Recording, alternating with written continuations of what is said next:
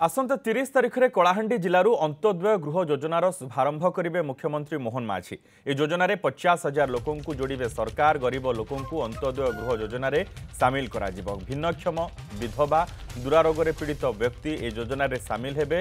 एहा सहित शहीद परिवार सदस्य पद्मश्री सम्मानित व्यक्ति परिवार सदस्य बन्या बात्या अग्निकांड घर पोड़ी जाइथिबा व्यक्ति योजन सामिल हेबे। एथिपाई ऑनलाइन आवेदन खोलिब 0674681777 फोन नंबर एवं वेब पोर्टाल माध्यम पंचायत कार्यालय बीडीओ माध्यम पंजीकृत करें।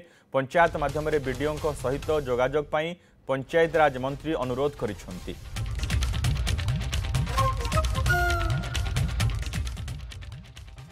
अंत्योदय गृह योजना ये सरकार ओडिशार गरीब जनसाधारण मानक एक अभिनव योजना माननीय मुख्यमंत्री मोहन चरण माझी